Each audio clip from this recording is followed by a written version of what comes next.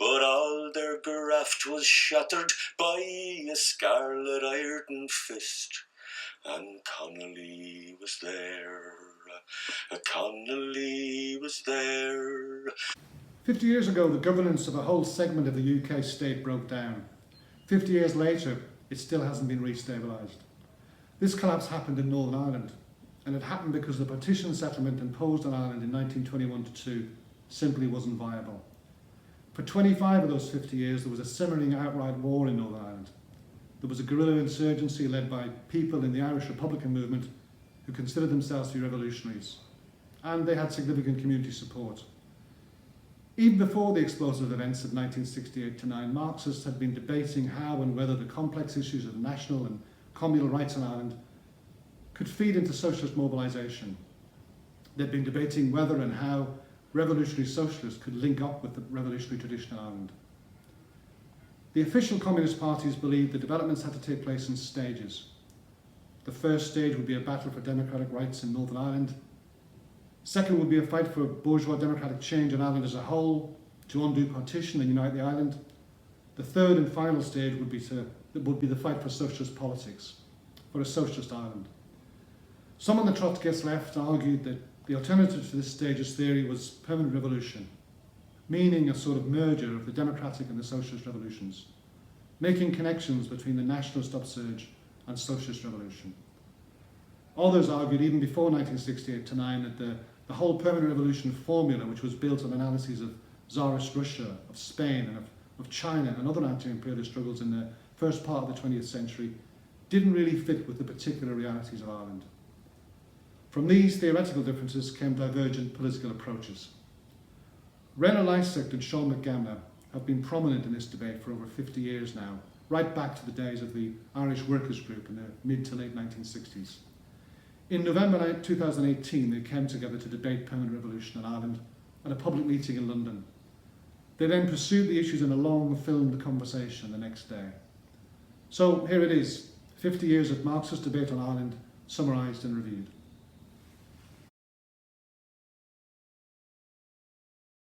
I'm very glad to be here. And comrade friends, today socialism is on the agenda, but as yet nobody knows it. The general course of history appears to be away from it and towards barbarism. In the United States sits a president who represents the notion that it is the social aspirations of liberal democracy that abort its economic aspirations. This has been the de facto approach of his country towards its satellites, that is most countries in the world, but his attitude encourages its intensification. In these islands alone there may be a safe flicker of serious resistance, and this comes only from the revival of the flawed social democratic tradition, and one that may not be consummated before 2022, by which time it would most certainly have its task cut out cleansing the Augean mess left by its predecessors. Throughout the world, the ruling classes are variously ignoring and encouraging the suppression of human rights.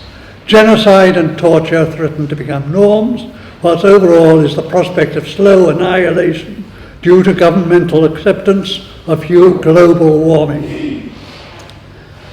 Yet these stem only from the failure of human will. Today, the objective possibilities for the world's working people to control their lives are greater than in 1918. That year ago, industries were restricted mainly to a few powerful countries in the Northern Hemisphere, with their colonies and satellites supplying raw materials as necessary. Now there has been a worldwide tendency to industrialization and proletarianization. It has not resulted in any major tendency to go beyond utopianism, resulting in inevitable failures that leave too many open to what is called euphemistically the alt-right. Why is this? Many expected that the implosion of the Soviet Union would give impetus to a revival of socialism and genuine communism, as it revealed the bankruptcy of the perspective of a socialist society being built within the limits of a single country. This has not happened. The perspective is unmentioned but remains, while the Social Democrats, who share the single country perspective, if not the socialism side of it, decline but slowly, reviving, it seems, only when one of the old-style social democratic programs is dusted for presentation. This failure reflects the fact that degenerate Soviet power fell to the right. It was not the workers who benefited from its overthrow, but sections of the bureaucracy with links to the capitalism to which they aspired. This might have been overcome had a more coherent, non-Stalinite left existed. As it is, the left has got more fragmented since '91. There are several internationals and potential internationals, each with their mini-Lenins, each anticipating an immediate seizure of a winter palace somewhere or other, and each avoiding debating another's perspectives. Since such debate is necessary to achieve the clarity that must guide the working people to winning the state power that is the prelude to socialism, I am happy to have accepted the invitation to present my case at this meeting. Now, the first subject in the heading of this title is socialism. Now, pretty well everyone here, I think, regards this as an aim, but does everyone agree to its nature? For clarification, this presenter would state that he sees socialism as based on, not limited to, an economy planned by all the working people without discrimination by race or gender on a worldwide basis. This will not be worked easily, though it can be achieved more easily than it did a century ago. But there's a more immediate problem: how to get from here to there. There are several answers to that. In the past, there has been the reformist one, in which socialists get themselves elected to Parliament in sufficient numbers to initiate reforms that will bring about socialism. This has fallen foul of two facts. Firstly, it assumes that the existing state will be neutral rather than, as it is, the enforcer of the possessing classes. For the reformists, the government is the state rather than just its civil administrator. Secondly, it is linked to the revisionist Stalinite illusion that socialism can be achieved in a single country. In any case, and inevitably, nearly all currents with this perspective have capitulated to neoliberalism, their members being happy to pass as its left wing. In this, the revived British Labour Party may be an exception, but perhaps even an example that other social democratic bodies may follow. But this is still to be seen. There are movements at the other end of the spectrum. The anarchists repudiate involvement in bourgeois elections even for propaganda purposes.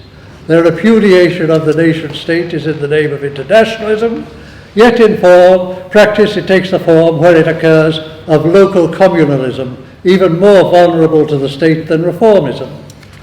More positively, the world's working people require a vanguard party of national sections, with a strategy geared to building a worker state machine within the shell of their capitalist nation-state, up to where that shell can be broken by the workers' republic. It will not be socialism. Such powers are unlikely to be coordinated with any ease, but the new state will provide a base and an inspiration for the working people elsewhere to copy it and link up with it and start the conception of socialism. In Ireland, the first point to be noted is that it's still an unfinished capitalist entity. Its bourgeois revolution was compromised to a greater degree than those of its neighbours. The leaders were happy to allow a third of their fellow nationals to live in a province ruled by their own oppressors. Nor have they been willing to establish the secular regime required for the most economical use of capital, one quite part of our social points of it. The Republic is described best as a constitutional theocracy. Much has been done against this, but schools and health stay organised on a firmly sectarian basis. Agriculture and industry, north and south, are definitely capitalist. So how are the Irish working people likely to win their republic? There are encouraging signs. 7 members of proclaimed Marxist parties sit in Dáil Éireann. A number of others are of the same broad persuasion. It's obviously not enough, but it is a start. The question remains as to what perspectives these parties have for leading their constituency to state power? The answer is uncertain. They are energetic, they have organised successful agitations, most recently against an attempt to privatise water supplies, but their strategies remain unclear beyond this point. No doubt it is early to describe the forms that the embryo worker state will take.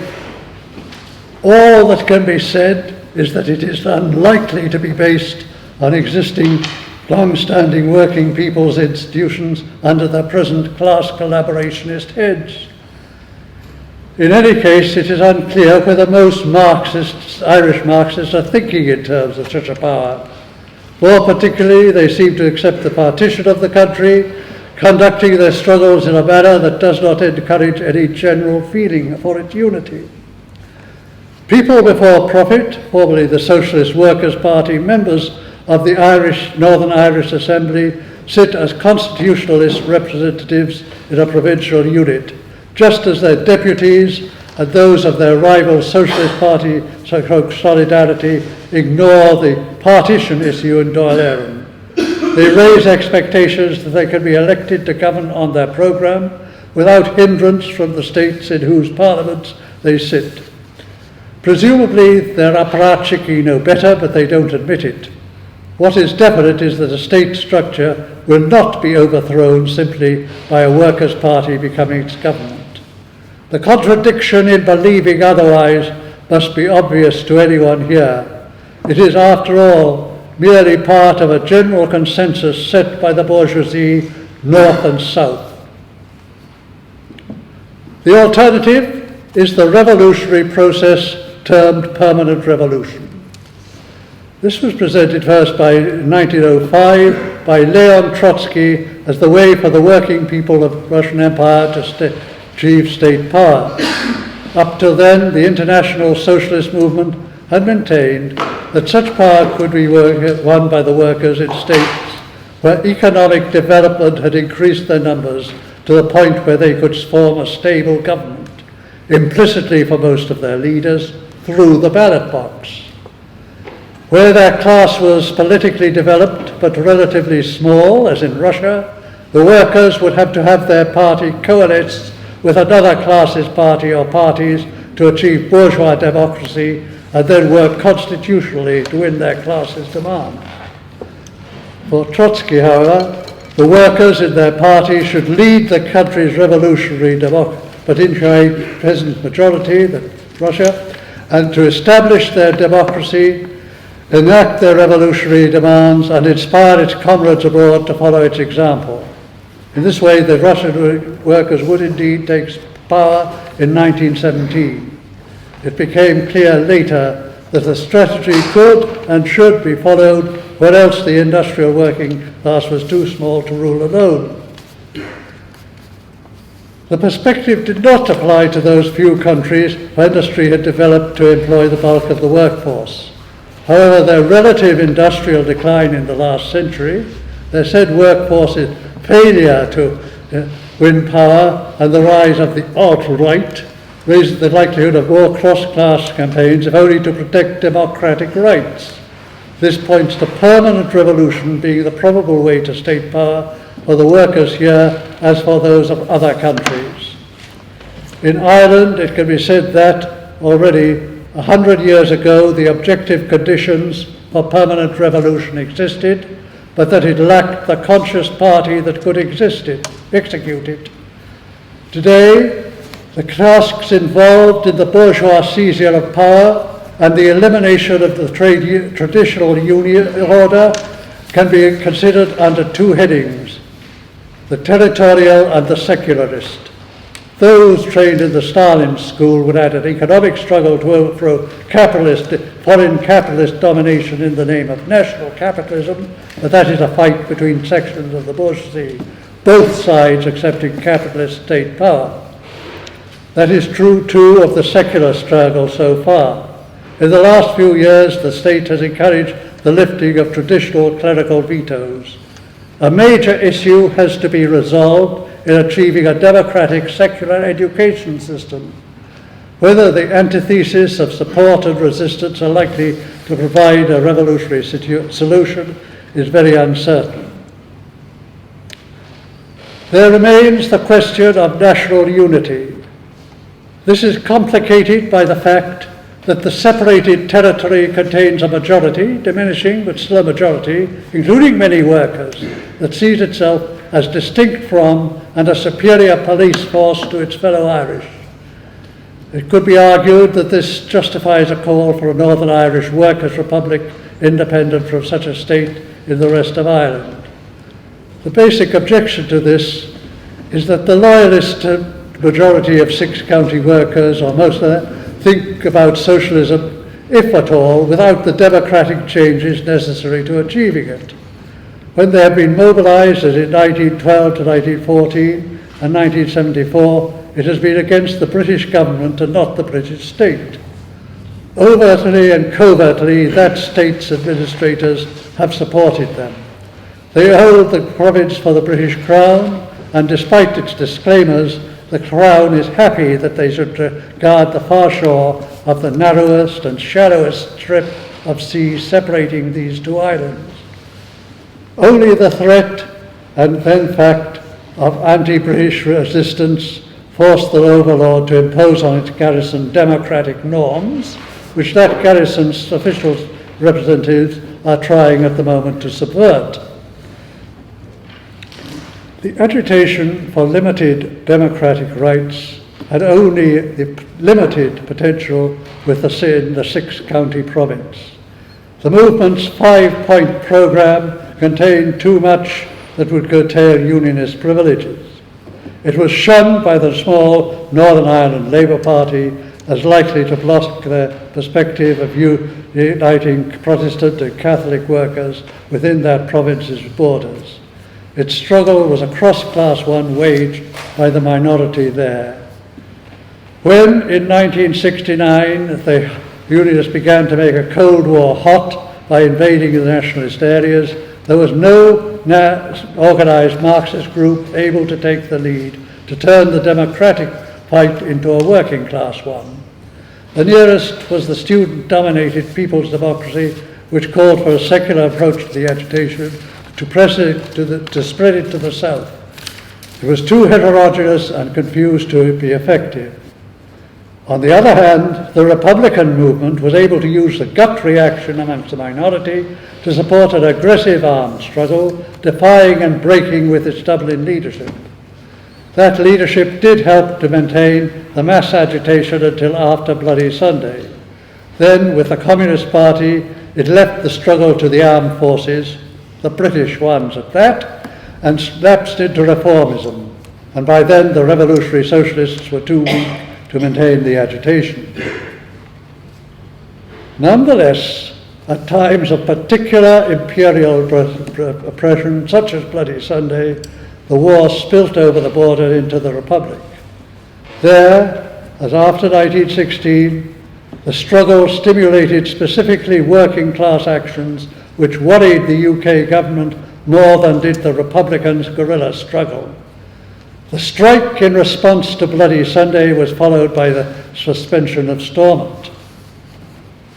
After a quarter century, the provo-militarists followed their former Republican rivals' example for the sake of bourgeois respectability.